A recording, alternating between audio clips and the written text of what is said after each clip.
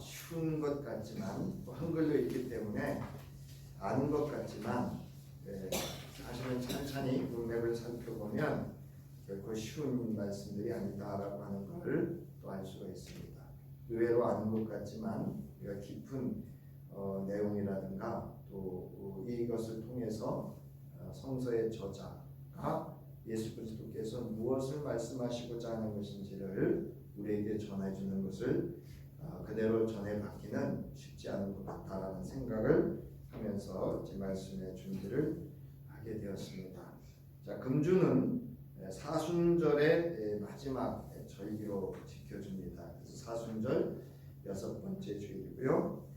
예수께서 예루살렘에 어린 나귀를 타고 입성하실 때 무리들이 백성들이 종려나무 가지를 흔들면서 호산나 다윗의 자손이여라고 하며 예수를 영접했던 그날을 기억하는 종려주일로 지킵니다. 또한 이제 이 종려주일로 시작한 예수 그리스도의 예루살렘 입성은 십자가를 향한 그 모든 여정을 겪어야 되는 한 주간의 생애를 보내게 됩니다. 그 주간을 우리가 기억해서 고난 주간이다 이렇게 하고 또 그 하루하루의 예수의 여정을 기억하고 우리가 되새기면서 그 고난과 순환에 내가 지어야 될 모든 것들을 예수가 대신 지어주시고 중보해 주신 것에 대한 감사와 그 은혜에 참여하는 주간으로 보내는 주간이기도 합니다.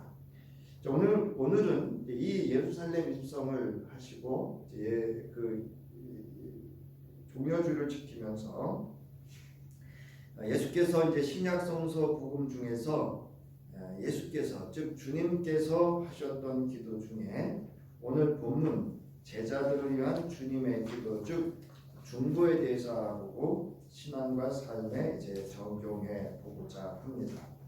이 중보라고 하는 말은 우리의 말에 보면 중매라는 말이 있어요. 사이사이에서 그 사람의 관계를 이쪽을 소개하고 저쪽을 소개하고 이렇게 해서 관계를 맺어주어서 결혼을 이루어가게 하는 사람을 중매자다, 중매 또는 중매자다 이렇게 이야기를 하는데 여기서 중보라고 하는 것은 두 사람 사이의 일을 주선하는 사람이다, 이어주는 사람, 관계를 이어주는 그런 역할을 하는 것을 중보 또는 중보자다 이렇게 말합니다.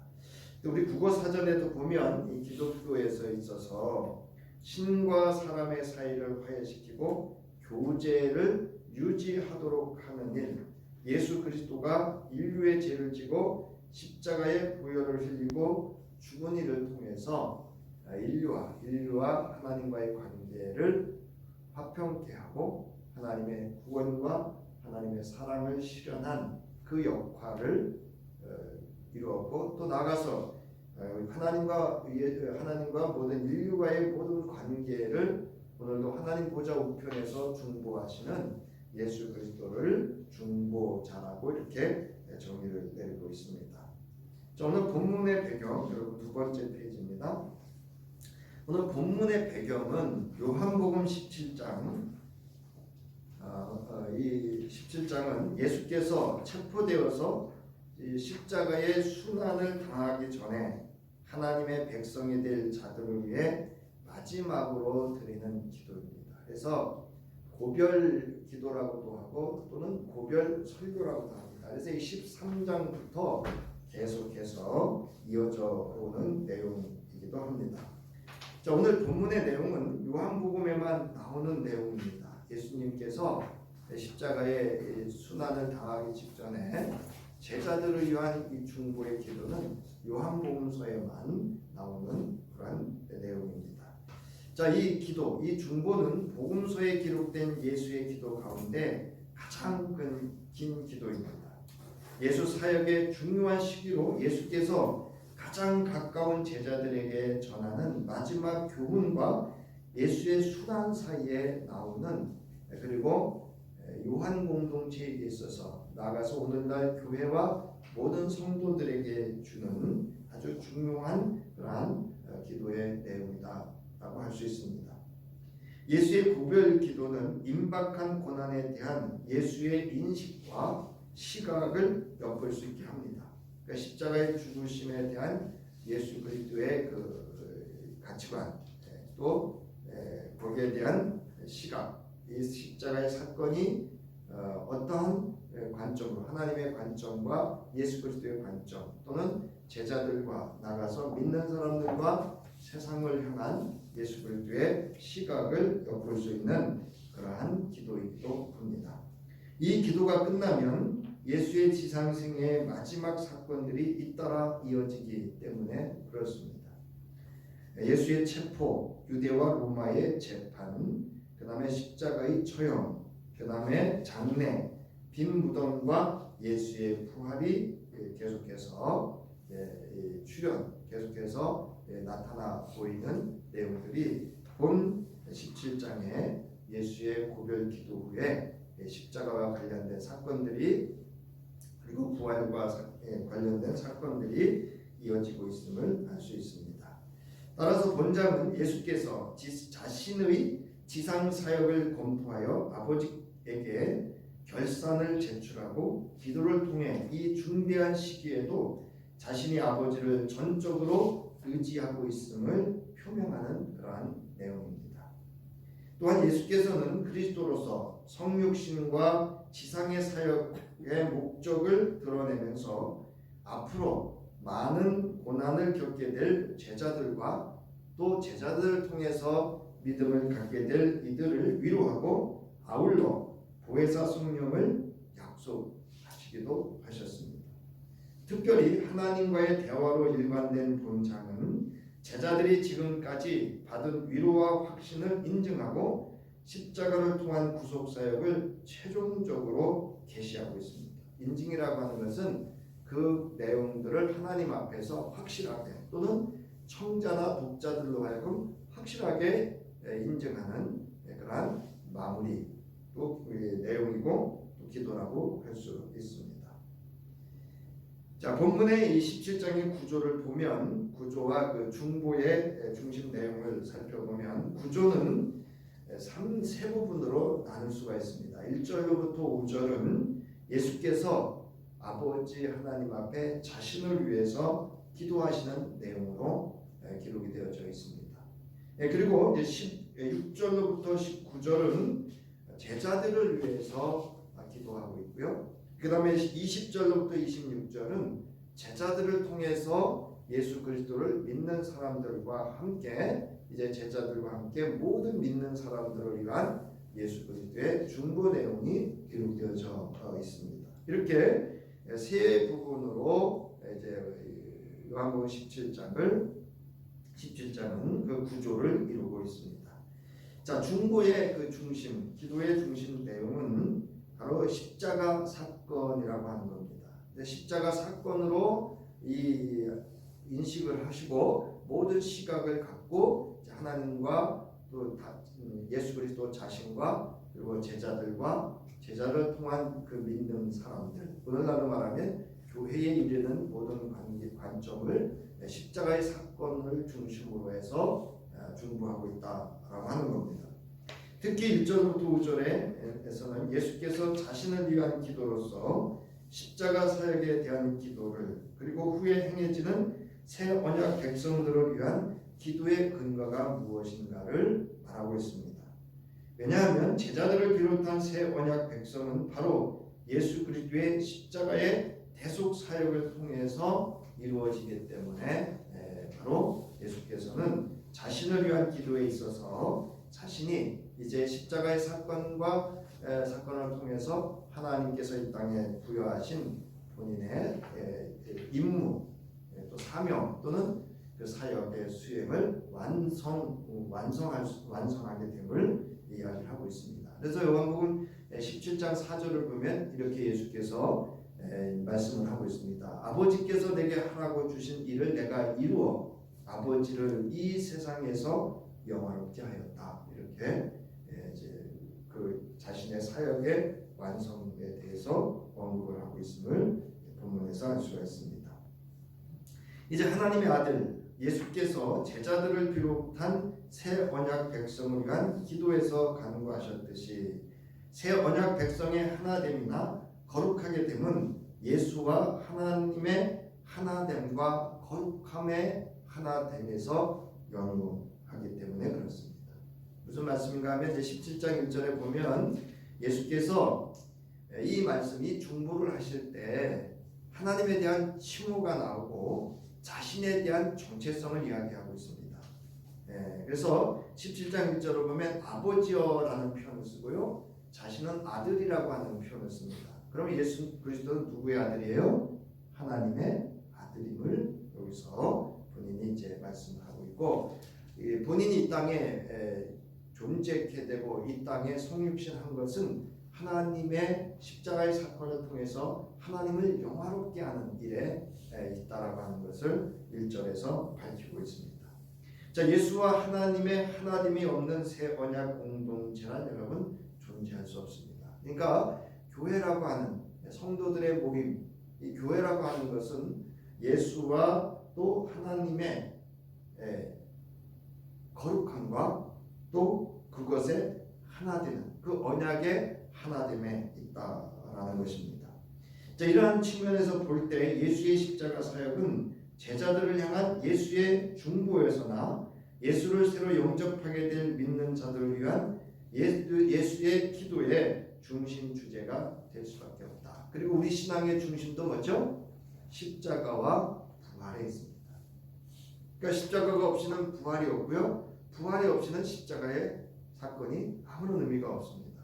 그래서 십자가와 부활은 동전의 양면과 같은 하나님의 구원의 사건이었고, 이 땅에 예수 그리스도를 통해서 하나님의 영화로움을 드러내는 인류를 향한 하나님의 깊은 사랑과 그 뜻을 증명해 보인 사건이 십자가의 사건이다, 이렇게 할 수 있습니다. 자, 그래서 요한복음 17장 1절을 다시 한번 우리 원고를 통해서 보면 예수께서 이 말씀을 마치시고 눈을 들어 하늘을 우러러보셨다, 이렇게 되어 있어요. 하늘은 여기서 우라노스라고 하는 단어로서 하나님이 거하시는 곳은 하늘을 의미합니다. 그래서 여러분 이 구약과 이 신약에 좀 차이가 있다고 한다면, 신약에 있어서의 기도의 자세는 하늘을 우러러본다는 데 있습니다. 그래서 구약은 땅 중심으로 좀 이렇게 성서가 진행이 된다. 그럼 땅 중심, 인간의 역사 속에서 역사하신 하나님의 사건들을 기록하고 있다고 한다면, 이 신약은 하늘의 관점에서 신약 성서가 말씀을 하고 있고 사건들에 대한 일들이 진행되어지고 있다라고 하는 겁니다. 그걸 왜냐하면 지금 예수 그리스도는 지금 어디에 계시죠? 하늘에 하나님 보좌 우편에서 새 언약을 성취하시기 위해서 지금도 끊임없는 예수 그리스도의 중보 사역을 하고 있기 때문에 그렇습니다. 자, 그리고 예수께서 자신을 아들이라 하시고 또 하나님을 아버지라 부른다고 하는 이 아버지에 대한 이 파테르라고 하는 헬라어의 칭호는 하나님과 예수 그리스도와의 영원한 관계를, 그 무엇으로도 끊을 수 없는 영원한 관계를 나타내는 표현입니다. 이제 26절에 그 표현이 나오죠. 내가 아버지의 이름을 그들에게 알게 하였고 또 알게 하리니 이는 나를 사랑하신 사랑이 그들 안에 있고 나도 그들 안에 있게 하려 합니다. 그러니까 예수 그리스도를 통한 성도와의 관계, 또 성도와 하나님과의 관계가 예수 그리스도를 통해서 어떤 관계인 것인가를 또한 알 수 있고, 우리에게 주어진 하나님을 아버지라 부를 수 있는 칭호도 하나님과 우리의 관계가 어떤 관계인가를 또 알 수 있는 그런 예수 그리스도의 표현이기도 합니다. 자, 우리 이제 본문과 함께 본문을 알아보고 이제 적용할 텐데요. 자, 오늘 본문 이제 16절로부터 9절로부터 이제 26절에 있는 이 내용 또한 세 부분으로 나눌 수가 있습니다. 그러니까 이 제자들을 위한 또 믿는 사람들을 위한 예수 그리스도의 중보의 내용도 세 부분으로 나눌 수가 있습니다. 11절과 13절부터 16절을 보면 아버지의 이름으로 저들을 악한 자에게서 여기 보전하옵소서, 보전하다는 것은 지켜달라고 하는 그런 기도입니다. 그 다음에 17절로부터 23절은 그들을 진리로 거룩하게 하옵소서, 그리고 진리는 곧 하나님의 말씀입니다 라고 예수가 말씀하시는 내용입니다. 자, 그 다음에 이제 24절부터 26절, 그러니까 17절부터 23절은 제자들을 의미하고 있고요. 24절부터 26절은 그들에게 예수의 제자들과 또 제자들을 통해서 하나님을 알게 되고 예수를 믿게 된 모든 사람들을 위한 중보의 내용으로 이렇게 세 부분으로 나눌 수가 있습니다. 자, 예수께서는 제자들을 위하여 기도하기 전에 앞서 말씀드렸듯이 자신의 정체성을 분명히 밝히고 있습니다. 여기가 분명히 아셔야 돼요, 여러분. 예수가 누구이신지를 분명히 알아야 우리 믿음이 분명해져요. 이게 이제 불분명해지면 자기 소견대로 하는 거예요. 자기가 해석하고 자기 마음대로 하는 거예요. 우리는 내가 예수를 해석하는 게 아니고 예수가 나를 해석해야 돼요. 맞죠? 이게 신앙이고요. 자, 하나님에 대한 칭호와 임무에서 그것을 알 수 있고요. 그것을 완성하였다라고 예수는 강조해서 명확하게 기도를 통해서 또 이 저자는 독자들로 하여금 또 그리스도 공동체에게 명확하게 예수가 누구인지를 밝히고 있다는 점도 우리가 주목해야 된다고 할 수 있습니다. 자, 그래서 요한복음 17장 4절 앞서 말씀드렸죠. 2절과 4절을 보면 아버지께서는 아들에게 모든 사람을 다스릴 권세를 주셨다. 권세라고 하는 것은 왕권을 의미합니다. 통치권, 나라의 주권자로서의 주어진 권세죠. 통치권을 의미합니다. 자, 그것은 아들로 하여금 아버지께서 그에게 주신 모든 사람에게 영생은 누구죠? 하나님의 존재 양식이에요. 하나님을 주게, 알게 하고 경험하게 하고 하나님과 함께하는 그러한 것을 하도록 하기 위해서 모든 아버지께서 아들을 이 땅에 보내셨다고 말씀하고 있습니다. 자, 따라서 나는 아버지께서 내게 하라고 맡기신 일을 완성하여 땅에서 아버지께 영광을 돌렸다. 그러니까 여러분, 우리에게 주어진 임무를 완성할 때 그 완성됨을 통해서 누가 영광을 받으셔요? 하나님이 영광을 받으신다. 하나님이 영광 받는다라고 하는 것은 하나님이 하셨습니다. 하나님이 존재합니다. 하나님이 함께합니다라고 하는 것을 나타내는 것을 의미합니다. 자, 6절에서 8절에서는 예수께서 자신의 임무에 대한 예수의 순종을 이어가는 중보의 근거로 봅니다. 모든 것이 아버지에게로 거슬러 올라감을 알 수가 있고요. 즉 모든 것은 아버지로부터라고 하는 겁니다. 즉 아버지가 이를 맡기셨고 예수에게 사람들을 주셨고 예수께서는 그들에게 하나님의 말씀도 주셨고 그들은 그 말씀을 받아들였으며 그들은 이 말씀을 지켰다라고 하는 겁니다. 아주 중요한 거죠. 오늘 개교회 담임 목사, 즉 영적 지도자들, 말씀을 감당해야 될, 말씀을 전하고 증거해야 될 이들의 태도를 또 관점이 무엇인가를 명확하게 또 알 수가 있습니다. 자, 그들은 예수가 아버지께로부터 온 것도 알고 있다. 그러니까 여러분, 설교자는 나를 통해서 예수가 온 것을 아는 게 아니고요. 예수를 통해서 하나님을 알게 하고요. 또 나를 통해서도 세상 사람들이 예수를 알게 하는 데 있다라고 하는 겁니다. 자, 이는 제자들을 향한 예수의 사역은 하나님의 이름에 대한 계시라는 면에서 여러분 여러 번 거듭해서 말씀을 하고 있어요. 이거는 강조를 하고 있다. 그러니까 이 본문에 있어서 이 중보의 내용에 있어서 주어는 예수 그리스도가 아니라 하나님이시다라고 하는 것을 예수는 명확하게 밝히고 있습니다. 자, 요한복음 17장 6절부터 8절을 보면요, 나는 아버지께서 세상에서 택하셔서 내게 주신 사람들에게 아버지의 이름을 드러냈습니다. 그들은 본래 아버지의 사람들인데 아버지께서 그를 나에게 주셨습니다. 여러분, 참 지도자, 참 영적 지도자와 거짓 영적 지도자의 차이가 뭐죠? 우리가 말하는 이단의 교주와 교주의 차이가 뭡니까? 이단의 교주는 누가 하나님이에요? 네? 교주 자신이 하나님이에요. 건강하고 건전한 교회는요, 그 누구도 하나님이 될 수가 없습니다. 7절, 지금 그들은 아버지께서 내게 주신 모든 것이 아버지께로부터 온 것임을 알고 있습니다. 나는 아버지께서 내게 주신 말씀을 그들에게 주었습니다. 그들은 그 말씀을 받아들였으며 내가 아버지께로부터 온 것을 참으로 알았고 또 아버지께서 나를 보내신 것을 믿었습니까? 사랑하는 성도 여러분, 믿습니까? 여러분 이걸 믿으셔야 돼요. 우리의 목사님 설교 잘하는 거 여러분 그렇게 중요하지 않아요. 그 담임 목사 또는 설교를 맡은 설교자들이 하나님의 말씀을 전하고 증거할 때 가장 중요한 것은 바로 이 말씀에 있습니다. 자, 나타내었나이다. 여기서 세 단어가 아주 중요한데요. 나타내었다, 지켰다, 믿었다라는 겁니다. 자, 나타냈다라는 건 내가 나타냈다는 거예요. 그러니까 나를 통해서 하나님이 나타나야 된다는 거죠. 내가 하나님 되라는 게 아니고요. 이 동사는 눈에 보이게 하다, 분명하게 하다, 알리다라는 의미를 지닌 것으로 예수의 자발적인 모든 행위를 뜻하는 것입니다. 예수께서는 그의 사역과 모든 삶을 통하여 하나님의 본성과 그 실체를 사람들에게 자발적으로 보여주셨어요. 왜죠? 예수는 하나님과 동등된 하나님의 지체였고 하나님과 동등된 존재였기 때문에 그렇습니다.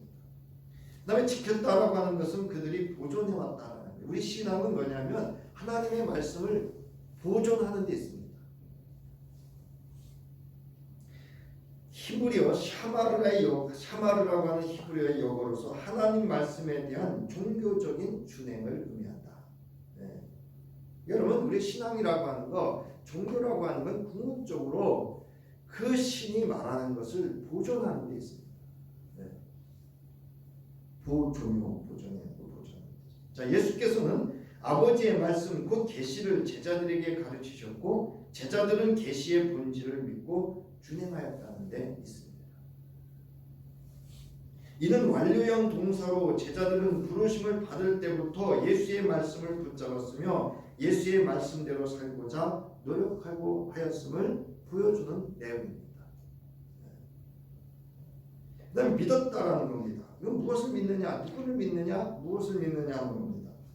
예수의 성육신을 믿게 되었다는 직설적인 표현으로서 이는 제자들의 영적 상태를 설명하는 것으로 그들의 신앙은 변경할 수 없는 확실한 사실임을 보여주고 있습니다. 여러분 예수를 믿으시기 바랍니다.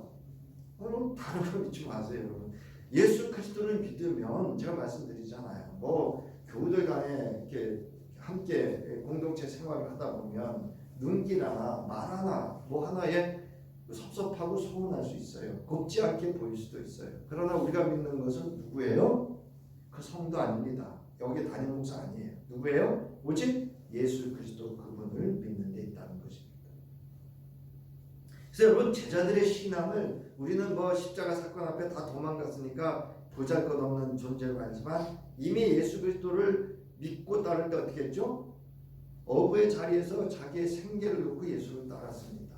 절대적인 예수의 말씀에 그들이 순복하고 예수를 따랐다는 것을 우리는 복음서를 통해서 알 수 있습니다. 자, 그래서 본문에서는 예수께서 제자들이 누구인지 왜 기도하는지 그 이유를 중보를 통해서 밝히고 있습니다.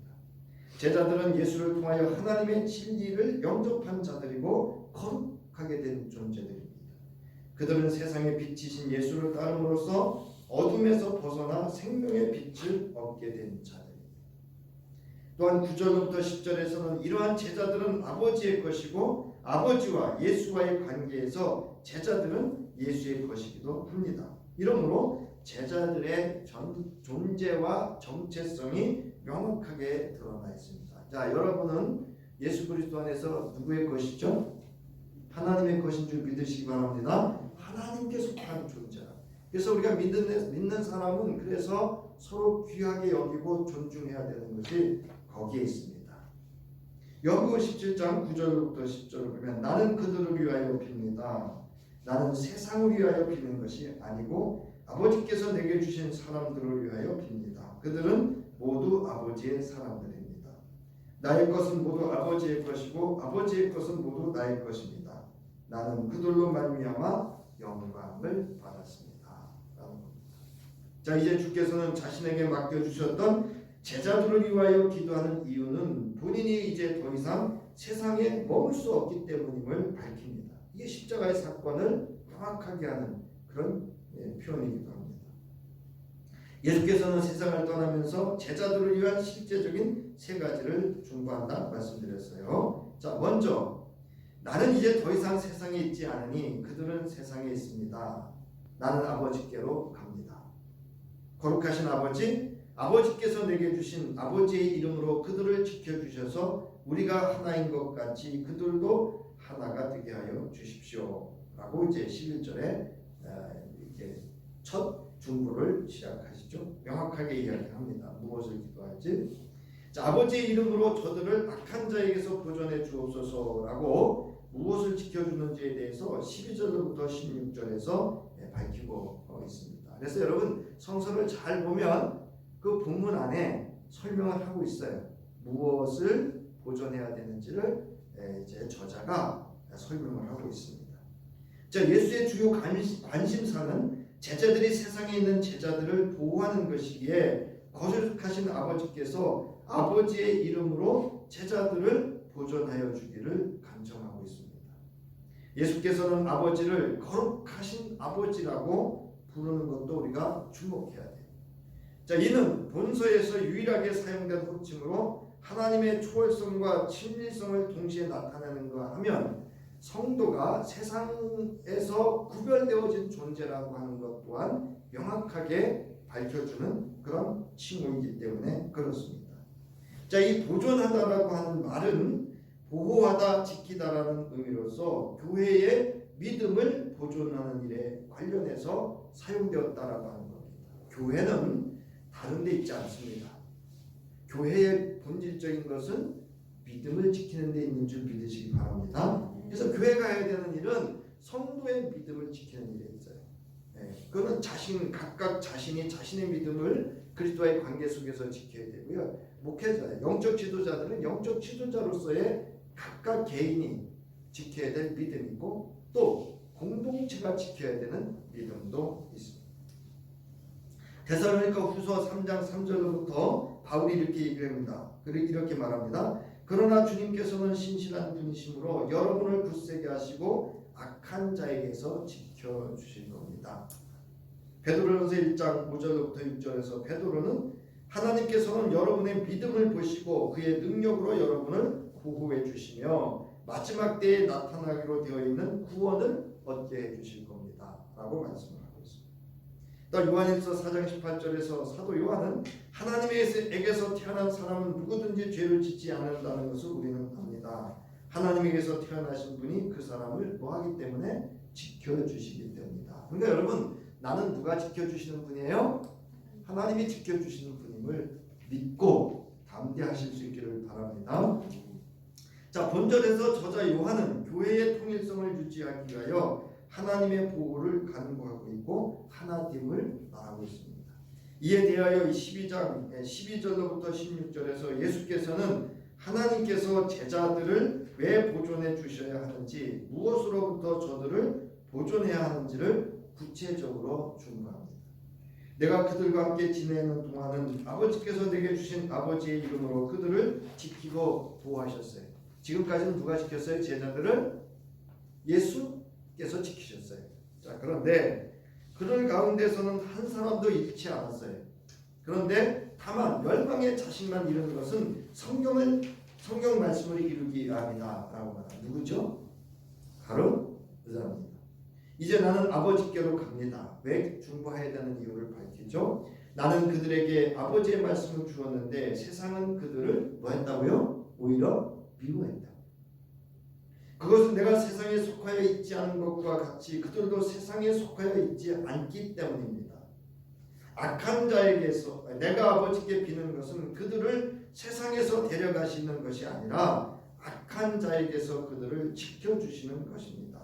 내가 세상에 속하지 않은 것과 같이 그들도 세상에 속하지 않았기 때문이다 말씀하고 있어요. 자, 여러분, 우리는 세상에 살지만 우리는 세상에 속하지 않고 어디에 속했어요? 하나님에게, 예수 그리스도 안에 속한 존재라고 하는 거예요. 네. 자, 예수께서는 세상에 있는 동안에는 친히 지키고 구하셨어요. 예수가 세상에 있는 동안에는 아무도 잃어버리지 않았으며 잃어버린 것은 성경을 이루기 위한 것임을 말씀하셨습니다.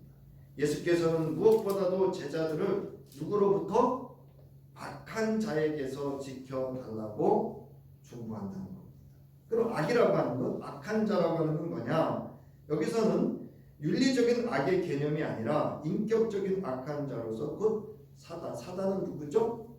하나님을 대적하는 자, 성령을 회방하고 성령을 소멸하면서 하나님의 구원 사역과 예수 그리스도의 중보 사역을 대적하고 회방하는 것을 의미합니다. 여러분 시편 140편 20절 1절에 보면 악한 악인에 대해서 나옵니다. 주님, 악인에게서 너를 건져주시고 포악한 자에게서 너를 보호하여 주십시오. 그러면서 악한 자가 누구고 포악한 자가 누군지를 말합니다.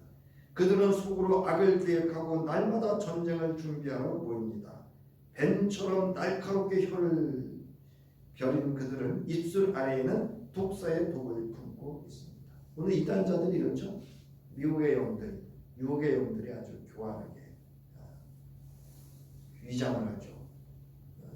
선교단체, 동아리단체, 상담, 모임, 아주 여러 가지로 위장하고 이렇게 하죠. 여기 보세요. 뱀처럼 날카롭고 혀를 벼린 그들은 입술 아래에는 독사의 독을 품고 있습니다. 마태복음 6장 13절에서 예수께서 기도를 가르치면서 우리를 시험에 들지 않게 하시고 악에서 구하여 주십시오라고 이제 우리라고 하는 단어 성도이면서 교회의 공동체를 의미하기도 합니다. 자, 예수께서는 제자들이 세상에 살면서 아버지의 지속적인 교제 안에 거함으로써 악한 자의 유혹을 능히 이기고 예수 안에서 그 기쁨이 그들 속에 차고 넘치기를 바라셨기 때문이다 라는 겁니다. 여기서 기쁨의 경험은 아버지의 사랑에 거하고 예수에게 지속적으로 순종하는 데 근거합니다. 여러분 이제 우리 성도들이 간증할 때 들어보면 자기가 뭐 이렇게 하고 저렇게 해가지고 여러분 기쁘다 그래요? 아니면 하나님의 말씀대로 했더니 내 안에 기쁨이 충만하다고 얘기하는 거예요. 우리는 자꾸 내가 뭐 한 걸로 기쁨을 얻으려고 하는데요. 하나님의 말씀 붙잡고 말씀대로 살면 그 말씀이 나에게 세상이 줄 수 없는 만족과 기쁨을 주시는 줄 믿으시기 바랍니다. 그 기쁨을 누리는 성도가 참 신앙입니다.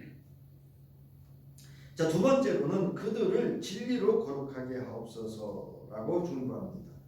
17절부터 19절에 보면 진리로 그들을 거룩하게 하여 주십시오. 아버지의 말씀은 진리입니다. 아버지께서 나를 세상에 보내신 것과 같이 나도 그들을 세상으로 보냈습니다. 그리고 내가 그들을 위하여 나를 거룩하게 하는 것은 그들도 진리로 거룩하게 하려는 것입니다. 여러분, 그들을 위하여 나를 거룩하게 한다라고 하는 이거 십자가와 부활의 사건을 이야기하고 있다라고 하는 겁니다. 그러니까 여러분 성서가 쉬운 것 같지만 해석을 참 이렇게 주석이나 공부 안 하면 이 뜻을 그냥 모르고 지나갑니다. 제자들이 악한 자로부터의 보전을 위하여 중보하신 예수께서는 이제는 제자들의 성결, 거룩함을 위하여 중보하고 있다는 거예요. 자, 거룩하게 하옵소서라고 하는 것은 당신은 거룩하게 하십시오라는 뜻으로 세속으로부터 분리하여 선별하는 것을 뜻하는 말입니다. 진리라고 하는 것은 예수 그리스도 안에서 드러난 하나님의 계시를 말하고 예수를 통해 증거된 하나님의 말씀만이 진리입니다.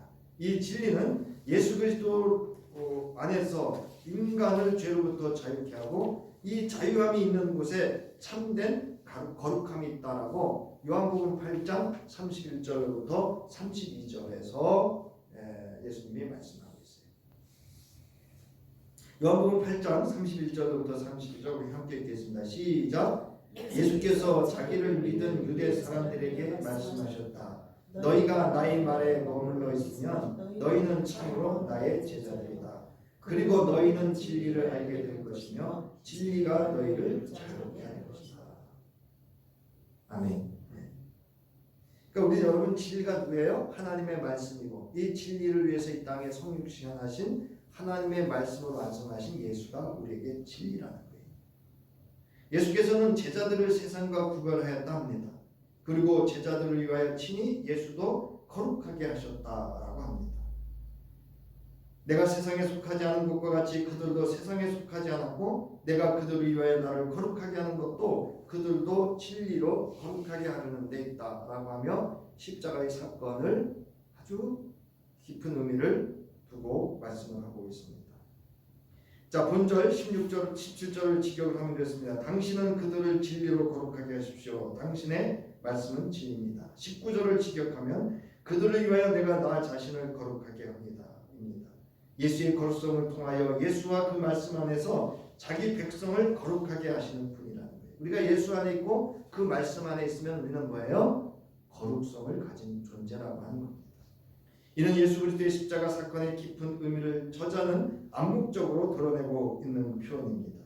예수의 거룩성이 예수의 피를 힘입어 거룩하게 된 제자들이 세상에 보냄을 받은 제자들도 진리 곧 하나님의 말씀으로 이 거룩성이 지켜지도록 중보하고 있다는 거예요. 이게 무슨 얘기냐면 청자 또는 독자들로 하여금 뭐를 붙잡으라는 얘기예요. 하나님의 말씀으로 거룩한 삶을 살 것을 이야기하고 있는 겁니다. 이 거룩성은 제자들의 하나됨과 통일성과 연합성을 표현하고 교회의 하나됨 그리고 그들의 복음 사역에도 하나됨을 이루게 합니다. 이는 제자들의 말을 듣고 예수를 믿는 사람들에게도 동일하게 적용되는 말씀입니다. 성도란 예수의 거룩성, 즉 하나님의 말씀으로 거룩해진 무리를 성도라고 하는 겁니다. 세 번째로 그들에게 하나님의 영광을 보게 하여 주옵소서. 예수께서는 아버지께서 자신에게 주신 영광을 제자들에게도 주었고 제자들도 그 영광을 보게 하여 주기를 위하여 간구합니다. 이것은 사실은 암묵적으로는 십자가 사건을 통하고 부활과 승천의 사건을 통한 다시 오심에 대한 새 언약을 말씀하고 있는 것이기도 합니다. 요한복음 17장 24절에 보면 아버지께서 내게 주신 사람들도 내가 있는 곳에 나와 함께 있게 하여 주시고 창세전부터 아버지께서 나를 사랑하셔서 내게 주신 내 영광을 그들도 보게 하여 주시기를 봅니다. 그 이유가 있는데요. 세상이 아버지께서 나를 보내셨다는 것을 믿게 하기 위해서고 둘째로는 그들로 하나가 되게 하기 위해서입니다. 셋째로 아버지께서 내게 주신 사랑을 그들을 통하여 세상이 알게 하려는 데 있습니다. 그래서 요한복음 13장 31절부터 35절에서도 예수가 친히 말씀하시죠. 이제 34절 이제 나는 너에게 새 계명을 준다. 서로 사랑하여라. 내가 너희를 사랑한 것 같이 너희도 서로 사랑하여라. 너희가 서로 사랑하면 모든 사람이 그것으로서 너희가 내 제자인 줄을 알게 될 것이다. 그러니까 교회가 해야 되는 일은요. 교회 공동체 안에서 서로 화목하고 행복해야 돼요. 서로 사랑해야 돼요. 그래야 저 밖에서 세상이 볼 때 여기가 하나님의 사랑이 있고 예수가 있는 곳이라고 하는 것을 제자라고 하는 것, 말씀을 실현하는 그들의 존재라고 하는 걸 알게 된다는 것입니다. 귀신같이 합니다. 그들이. 이는 예수 그리스도의 십자가 사건을 통하여 하나님께서 영광을 받게 될 것이고 하나님의 크신 사랑을 세상으로 알게 하고 그 사랑이 예수 안에 있고 그들 안에 예수가 있게 하는 일에 하나가 되게 하려는데 예수 그리스도의 십자가 사건을 통한 예수 그리스도의 중보가 있다라고 하는 겁니다. 나가는 말입니다. 자, 본문을 통해서 예수께서 제자들의 말을 듣고 예수를 그리스도로 믿는 사람들을 위해서 친히 중보하셨습니다. 예수의 제자들을 위한 기도 그리고 제자들로 인해 예수를 믿는 사람들에게 모두 유효하고 실현되는 지극히 현실적이고 영원한 언약의 중보입니다. 이는 오늘 우리로 말미암아 세상이 예수를 믿게 하는 데 있습니다. 아버지 하나님께서 예수를 세상에 보내셨고 십자가에 달려 죽으심으로 하나님의 사랑을 나타내 보여주셨고 그 사랑을 우리 안에서 서로 사랑함으로 실현할 때 세상이 아버지 하나님과 그리스도를 알게 하고 믿게 하려는 데 있음이 중보 내용이고 십자가의 사건입니다. 또 우리가 예수를 믿음으로 세상이 미워할지라도 이 미움을 능히 이기고 악한 자에게서 하나님의 보존하심의 은혜를 입고 세상에 속하지 않은 거룩함에 거하며 하나님의 영광을 드러낼 때 제자들이 하나님의 영광을 보게 하는 데 있다. 무슨 얘기냐면 예수가 이 땅에 다시 오실 때 그 다시 오신 가운데 하나님의 영화로움에 참여하게 될 것이라고 하는 신약, 새 언약의 성취가 이루어지게 될 것을 말하고 있습니다. 종료주일로 시작되는 고난주간에 오늘 본문에 예수 그리스도의 중보를 깊이 상고하면서 악한 자를 이기고 거룩함에 거하고 주 안에서 하나 되어 하나님의 사랑을 온전히 이루므로 예수 그리스도가 하나님께서 보내신 진리이고 사랑이며 영광이심을 세상이 알게 하고 믿게 하며 나 또한 그 사랑 안에 머물러 예수와 함께하며 예수로 그 기쁨이 충만한 한 주간 될 수 있기를 주의 이름으로 축원합니다. 이제는